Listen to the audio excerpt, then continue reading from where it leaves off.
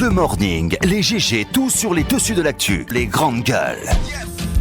Parler beaucoup, manger l'argent, voyager beaucoup seulement. Mais travailler beaucoup, créer des choses, emploi des jeunes, non, non, non. Les dirigeants africains, les dirigeants sont comme ça. Les grandes gueules. Bienvenue chez les grandes gueules. Merci à vous qui nous écoutez à la radio. Vous êtes du côté de Kindia, Astro-Kaniazik. Vous nous regardez également à la télévision du côté de Mozambique. Merci de votre fidélité. Plusieurs moyens s'offrent à vous, évidemment, pour intervenir en direct dans cette émission avec la complicité de l'IFO ce matin. Vous partez sur Twitter, #GG. Sinon, l'autre numéro de téléphone qui s'affiche juste en bas de l'écran, le 00224 657 39 13 13. Sinon, si vous êtes abonné Orange, GG au 8037. Avec plaisir, nous allons prendre en compte vos messages dans votre émission Les Grandes Gueules. Comment se porte notre pays ce lundi matin? Oui, il faut le dire, CENI, le noyau de 17 corps aujourd'hui. Dans l'après-midi de ce lundi, le nouveau directoire de l'institution électorale s'engagera par serment à respecter et à faire respecter les textes qui réglementent donc la chose électorale en Guinée. Cependant, on le sait, l'ancienne formule de l'organe électoral n'a pas été exempte de reproches et dans un contexte politique marqué par une succession de crises, notamment à l'opposition et à l'Assemblée nationale, la nouvelle CENI n'est pas très de rassurer. Il le dit ce matin, Tamba. Quelles leçons peut-on tirer justement de la dernière expérience? Nous posons cette question ce matin. La forme de la nouvelle CENI présage-t-elle de meilleures performances? Monsieur Étienne Soropogui, ancien commissaire du côté de la CENI. Monsieur Talibé Ba, il faut le rappeler, vice-président du bloc libéral, chargé des relations extérieures, de la communication. Vous allez l'entendre ce matin chez les grandes gueules. Accord SLEG, gouvernement, l'histoire loin d'être close. Au lendemain donc de la signature de l'accord tripartite, la question qui nourrit désormais le souffre entre autres acteurs, il faut le dire entre acteurs, c'est bien le purement du fichier enseignant dont les retombées devraient réussir sur le salaire de base des hommes de la CRE. En effet, quoique saluée par tous, la mesure soulève des inquiétudes, notamment auprès d'autres structures syndicales peu solidaires de la démarche du SLEG, qui craignent, il faut le dire, des règlements de compte. Qu'est-ce qui fonde ces inquiétudes de la SSPE et du SNE?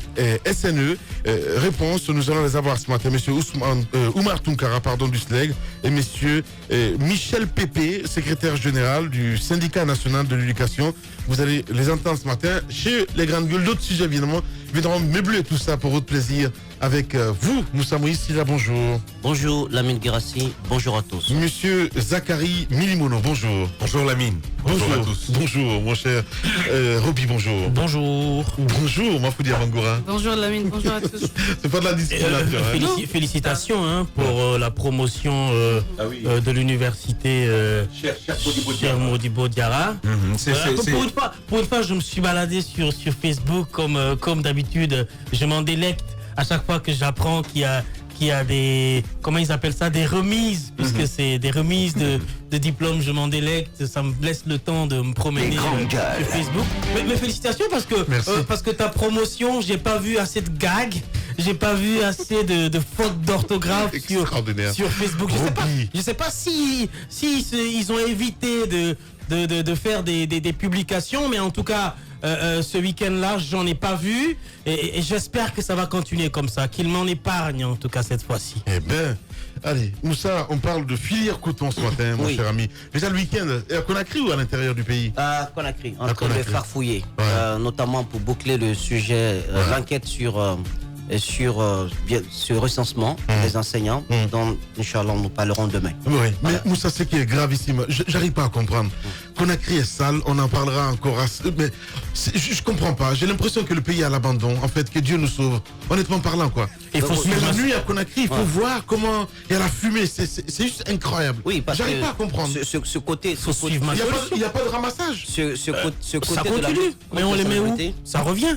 Ce côté de lutte contre l'insalubrité n'est pas assez perçu ni par le ministère de la Santé publique, ni par le ministère de l'Environnement, encore moins par celui de l'administration du territoire. Donc on est délaissé. Parce qu'on ne se rend pas compte que brûler certains produits chimiques peut peut créer plus de problèmes que de résoudre la question de l'insalubrité. Effectivement. Parce que vous sentez bien que aux alentours de ces tas d'ordures qui non, sont... mais c'est extraordinaire, mais honnêtement, quoi, les gars, voilà, je sais pas, si vous vous rendez compte, je honte aujourd'hui, je te jure, c'est la folie. C'est la politique en matière de lutte contre l'insalubrité qui a échoué. Pour une fois, du côté du gouvernorat, je parle de Mathurin, entre autres, on a enlevé ça, évidemment, du côté du gouvernorat, et on a créé une agence qui ne sert à rien du tout, il faut le dire. Hier, j'ai suivi ce documentaire sur Espace TV avec Fabara Condé.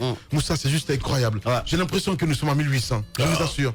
Alors, il y avait cette annonce. Il y avait cette annonce du Premier ministre qui disait qu'il y avait un appel d'offres international qui avait été lancé. N'importe quoi, je suis désolé. Je suis en train encore de reprendre ce qui a été dit. Un appel d'offres international qui avait été lancé. Il y avait même une entreprise qui avait été retenue, même s'il n'y a pas eu beaucoup de communication là-dessus. On nous a dit que courant fin janvier, début février, il y aurait du changement dans notre vécu, dans notre environnement quotidien.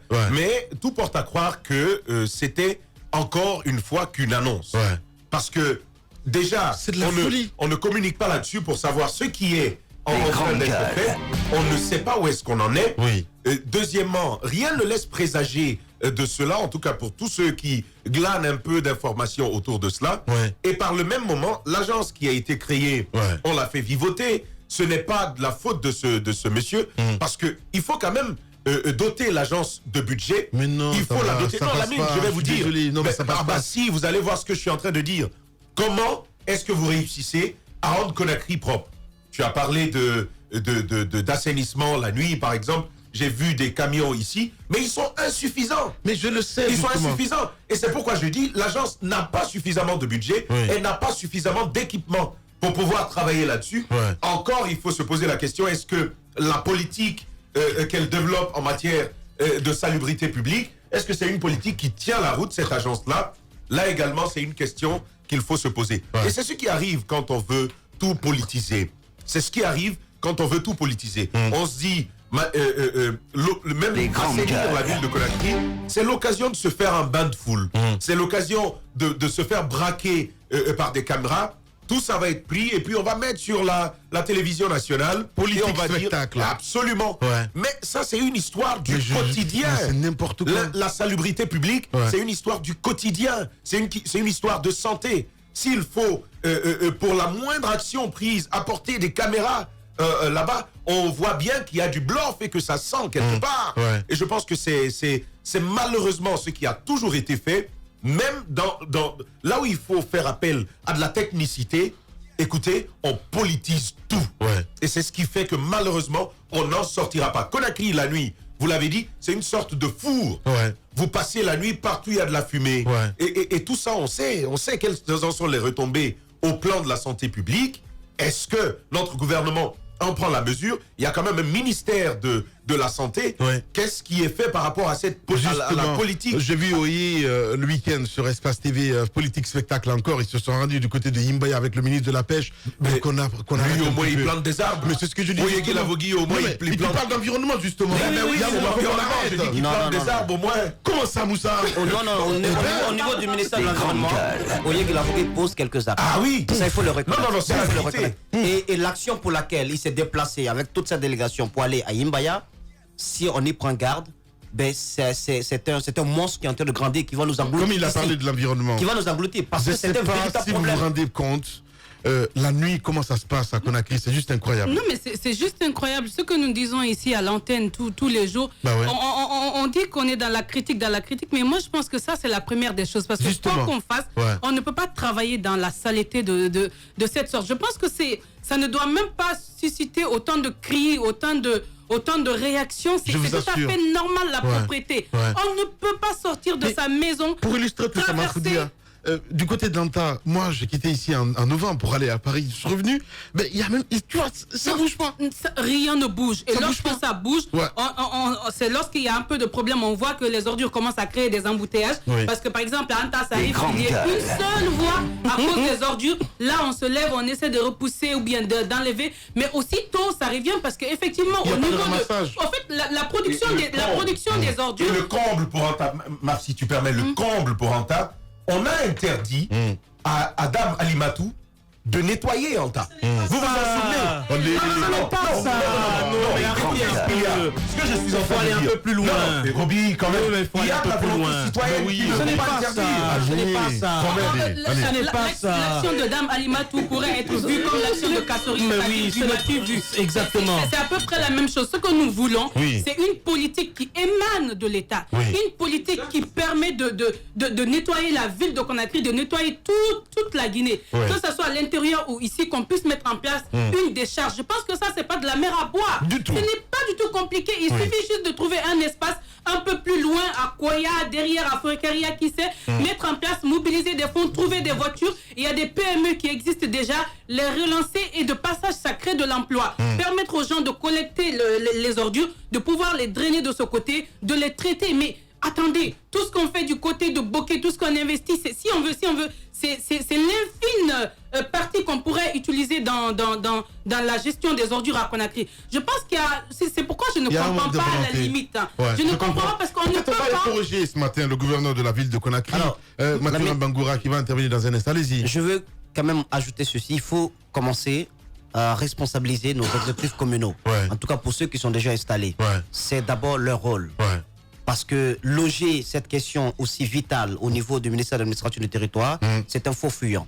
Cette question appartient aux collectivités. Donc il faut amener ces maires-là à prendre leurs responsabilités. Déjà, quelques-uns ont eu des entretiens avec certaines PME, certaines sociétés, des rencontres pour voir dans quel processus peut être déroulé au niveau des ménages, afin que chaque ménage puisse obligatoirement s'abonner à une PME à ce stade, c'est compliqué. Oui, pour une petite précision. À ce stade, c'est compliqué. Les ménages peuvent bien payer. Au niveau des élus, on peut bien organiser. Mais après, dans l'ensemble, il faudrait un endroit où traiter. Non, mais ça, c'est le plus important. Parce que par endroit, il y a eu des initiatives. Moi, il faut dire, par endroit, il y a eu des initiatives. Vous vous rappelez du cas de Matoto, lorsqu'on interroge des fois, on nous dit, on a les ordures, on voudrait bien, mais on ne sait pas où les mettre. Parce qu'il y a des moments où les décharges mises en place sont saturés, il n'y a même plus où mettre les ordures. C'est pourquoi je dis il faut une politique plus globale, plus générale au sommet. Oui, mais ça n'enlève en rien la responsabilité de ces collectivités-là. D'abord, c'est la collecte. C'est ensuite le transport et le traitement et puis l'endroit où il faut le stocker. Je ne suis pas en train de dire qu'on se limite seulement à des actions de ramassage. Non. La grande décharge à ciel ouvert qui se trouve du côté de comment ça s'appelle, ça composte déjà, du côté de la minière, mais elle n'a pas sa place là, cette décharge. Le Mathurin Bangoura avait trouvé récemment, avant qu'on ne lui arrache cette initiative, justement, il avait permis à ce que des camions, parce qu'ils ont quand même une zone, mais à sa place je ferai pareil.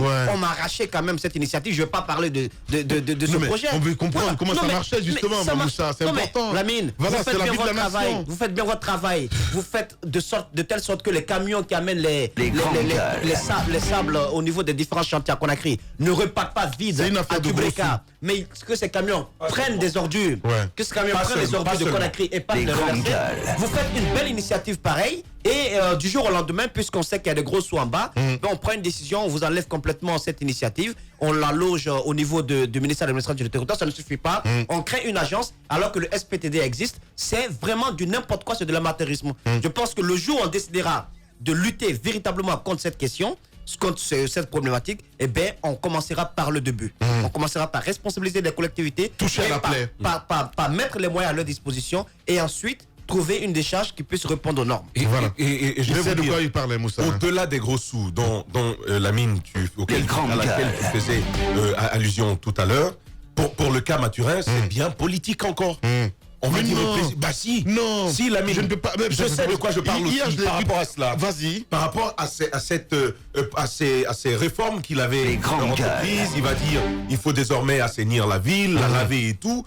Quand on a vu cela, on va dire au président de la République, tu es assis ici, ce monsieur-là, si tu fais pas attention, tu le laisses agir, c'est lui qui va te remplacer. Non, je comprends. C'est ce qui s'est passé. Et donc finalement, on dit bon, s'il réussit, absolument. Donc si il réussit à faire ceci, c'est parce qu'il a encore du budget et c'est parce que cela lui est dévolu. On va donc lui arracher cela, même par rapport à déguerpir les espaces publics des vieux véhicules qui avaient été stationnés. on va dire ça ne relève plus du gouvernorat. Des véhicules vétustes. Exactement. Ouais. Ça aussi, on va le confier au ministère de l'administration du territoire. Ouais. Ce département qui est très lourd, qui ne réussit même pas à vous libérer un agrément lorsque vous allez faire une demande, on lui confie une question aussi stratégique que celle-là. On refuse de décentraliser et chaque fois qu'il y a une petite action de salubrité publique, c'est le gouvernement qui se déplace. Tout l'arsenal médiatique de l'État suit derrière et on fait cette propagande-là. Mais c'est n'importe quoi. Or, ça, c'est basique. Si tu n'es pas propre dans ta maison, tu ne seras pas propre dehors. Ton cœur saigne ce matin. Non, mais je vous regarde depuis bientôt, je regarde ma montre, depuis bientôt 20 minutes. Je regarde parler de la question des ordures. C'est passionnant tout ça, mais vous vous rendez compte que Conakry, c'est la seule ville où vous pouvez, si vous voulez mettre du Paco Rabanne sur votre habit, l'odeur va jamais concurrencer avec la pollution et toute l'odeur nauséabonde qui existe. Je vous fais une observation. Vous savez pourquoi ça fume? Vous savez pourquoi ça brûle dans Conakry depuis un certain moment? Vous savez pourquoi on est couvert de fumée? Parce que tout simplement, il y a une interdiction de jeter les ordures sur la voie publique au niveau de l'axe et sur certaines routes. Oui. Et donc, lorsqu'on réfléchit, les populations en viennent pas seulement à garder les ordures chez eux, mais à les sortir, à les mettre à côté et finalement les brûler parce que personne ne va vouloir vivre avec ça. C'est pour ça que c'est pollué. C'est pour ça qu'il y a la fumée. Alors, lorsqu'on parle de la question d'ordures, c'est vrai, on va parler de PME, on va parler du gouvernorat, on va parler du ministère de l'administration, on va parler de je ne sais quoi d'autre, d'augmenter les fonds. Mais je vais vous dire, dans le système de ramassage des ordures, qu'est-ce qui est prévu ou qu'est-ce qui n'est pas été prévu? C'est que la plupart des quartiers où viennent les tas d'ordures qui jonchent les routes sont des quartiers inaccessibles où les populations, après avoir emmagasiné 2-3 jours les ordures, prennent le temps de les ramasser et de faire tout le trajet à pied parce que les quartiers sont inaccessibles. Et quand je dis les quartiers, si Maf, les quartiers sont inaccessibles. Non, Maf, permets-moi de dire. Écoutez, vous allez, écoute-moi, je vais te dire, qu'est-ce qu'on n'a pas essayé? Qu'est-ce qu'on n'a pas essayé ici? On a mis l'armée à contribution, on a mis les camions, etc. Ça ne marche pas. Cela doit nous interroger. Cela veut dire que même si vous mettez 100 camions pour un secteur à Conakry, vous ne pouvez pas ramasser tout simplement parce que ces camions-là ne peuvent pas rentrer dans certains quartiers pour aller prendre les ordures. Ça, c'est un effet concret. Moi, j'ai lu un peu la politique de la gestion des ordures du Rwanda. Il y a un document intéressant qui a été fait là-dessus. Qu'est-ce que le président a décidé? Il a décidé d'abord de désenclaver dans la capitale les quartiers les plus enclavés pour permettre et aux PME ou ce qu'on appelle les pousseurs de charrettes d'accéder à ces quartiers, d'accéder les domiciles et pour permettre aux camions d'aller au moins à quelques mètres près des domiciles pour pouvoir ramasser. C'est-à-dire que le système de ramassage n'est pas seulement circonscrit que sur l'autoroute. C'est ce qu'il y a à Conakry ici. À Conakry ici, on ne peut ramasser que lorsque les ordures viennent nous concurrencer au niveau de l'autoroute. C'est-à-dire que les ordures aussi viennent faire le stop au bord des grandes voies pour arrêter les camions pour leur dire écoute, moi aussi je suis là, ramasse-moi. Non, Marc, permets. Non, Marc, attends que j'aille jusqu'au bout. Sauf que ça nous éloigne de la solution immédiate. Parce que là, ce serait dire développer d'abord, mettez les routes dans les quartiers et après occupez-vous de. Ça, c'est pas possible? C'est possible, mais justement, c'est loin aujourd'hui, on vit. Là, pourquoi vous êtes indigné ce matin?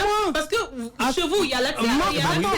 Mais vous vivez avec les enfants. Donc, on nous débarrasse déjà de ces Regarde un peu la configuration de Conakry. Quelles sont les zones où tu as les plus grosses montagnes d'ordures à Conakry? C'est Anta. Anta, c'est un quartier inaccessible dans les confins. Les grandes gueules. Bambeto, Amdana, etc.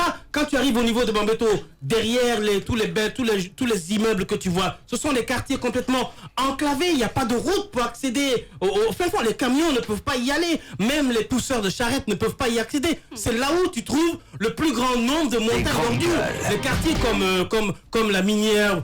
C'est vrai qu'il y a des ordures, il y a des tas d'ordures, mais ça ne concurrence pas ces autres quartiers qui sont inaccessibles. Les quartiers comme Kipé, où l'accès est facile, vous ne trouvez pas de montagnes d'ordures. Des quartiers comme Lambani, où l'accès est facile dans les quartiers, vous ne trouvez pas parce que les pousseurs de charrettes peuvent aller jusqu'au niveau de votre partail. Parce que les camions qui ramassent, que ce soit un nombre réduit ou pas, peuvent aller jusqu'au niveau de votre portail et y prendre les ordures. Alors, il faut désenclaver les quartiers. Je ne dis pas qu'il faut bitumer. ça demande beaucoup de budget, mais il faut quand même mettre des machines qui vont déjà permettre une accessibilité. Ça va causer un problème de poussière, mais on préfère encore la poussière que les ordures parce qu'après ça peut s'arroser. Il faut désenclaver les quartiers. Oui. Il faut permettre aux camions et aux pousseurs de charrettes d'aller jusque dans les domiciles. Ouais. Et ça va motiver les gens à s'abonner au niveau des PME pour que les PME viennent ramasser chez eux. Tant qu'on n'a pas fait ça, Marv, les ordures vont venir comme nous, aux bordures des routes, pour demander aux camions de les ramasser. Eh ben oui. C'est comme ça. Ben oui, allez-y. Juste pour dire que... on a tout vu dans ce pays. Vous avez parlé de Fabara tout à l'heure, du documentaire sur Espace TV. Ouais. En fait, moi, je souhaiterais que l'on comprenne... Le ministre de la Sécurité a récemment dit que tout pollueur allait maintenant être arrêté, qu'il va être intransigeant face à ceux qui jettent les ordures dans la rue. Ouais. Moi, j'aimerais d'abord qu'on débarrasse complètement la capitale d'abord de toutes ces tonnes d'ordures. Je suis d'accord. Ensuite, qu'on installe les poubelles, que les poubelles publiques soient visibles pour que les citoyens sachent où est-ce qu'ils vont aller déposer les ordures. Ensuite, qu'on puisse réglementer l'abonnement des PME au niveau de tous les ménages.